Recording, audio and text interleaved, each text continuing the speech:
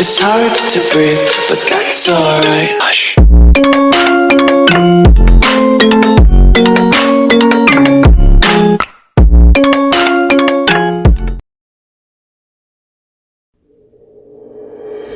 Selamat siang, perkenalkan nama saya Teddy Chandra dari kelas 10 Teknik Permesinan.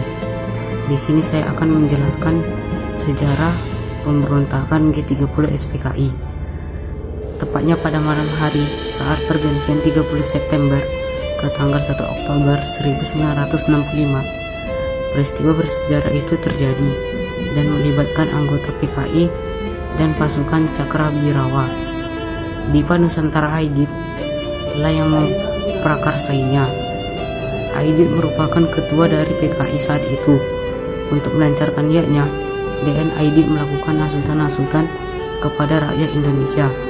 Tujuannya jelas, agar mendapat dukungan penuh terhadap niatnya sebagai PKI untuk menjadikan Indonesia sebagai negara yang lebih maju.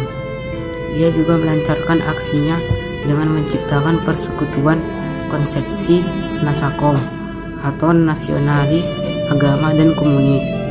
Disinilah kemudian DN Aidit secara terang dan nyata dinyatakan sebagai dalang atau otak dari G30 SPKI oleh pemerintah Republik Indonesia pada masa Presiden Soeharto. Dalam penculikan itu, ada 4 orang yang dibunuh di Lubang Buaya, sementara 3 lainnya langsung dibunuh di tempat kediaman mereka sendiri. Mereka adalah Ahmad Yani, MT Haryono, dan DI Panjaitan. Sedangkan AH Nasution berhasil meloloskan diri. Letnan Jenderal Ahmad Yani, Mayor Jenderal Haryono, dan Brigadir Jenderal DI Panjaitan ialah petinggi TNI AD. Ahmad Yani saat itu menjabat sebagai Menteri Panglima Angkatan Darat dan Kepala Staf Komando Operasi Tinggi. Sedangkan Jenderal Abdul Haris Nasution yang berhasil meloloskan diri saat itu menjabat Menteri Pertahanan dan Keamanan. Padahal sebenarnya Abdul Haris Nasution lah yang justru disebut-sebut sebagai target utama dalam pembunuhan tersebut.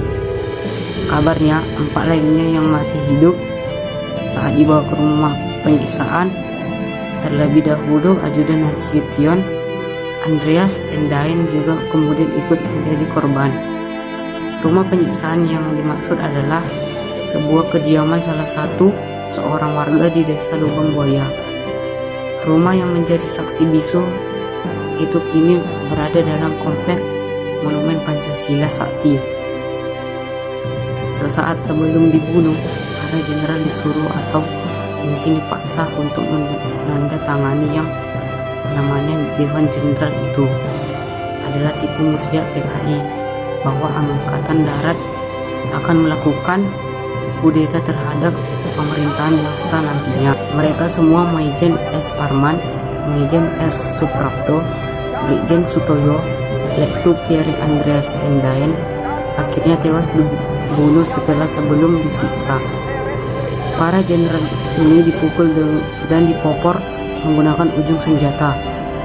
Hasil visum bahkan menunjukkan adanya retak di tulang kepala, tangan, dan kaki patah. Hal itu karena para jenderal ditendang dengan keras menggunakan sepatu Lars PKI.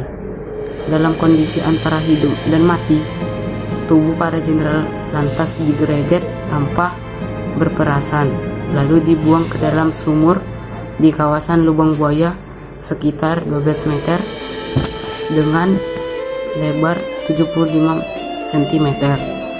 Setelah tubuh para jenderal berada di dalam sumur, mereka kembali menembaki berkali-kali. Tujuannya untuk meyakinkan bahwa mereka sudah benar-benar tewas. Kemudian atas sumur itu ditutupi dengan sampah pohon karet untuk sebagai kamuflase bahwa di bawah sumur tersebut tidak ada hal yang mencurigai.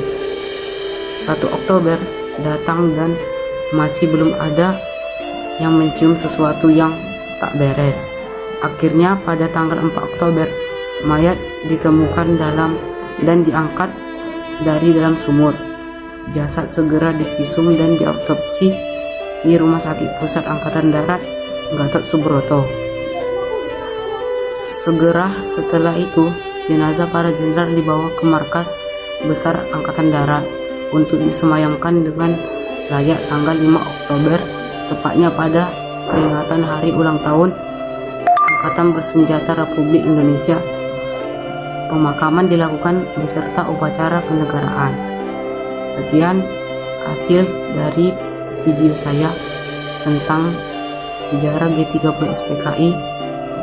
Terima kasih.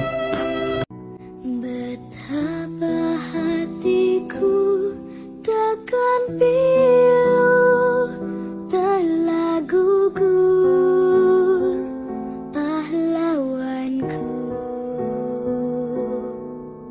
Betapa hatiku tak akan sedih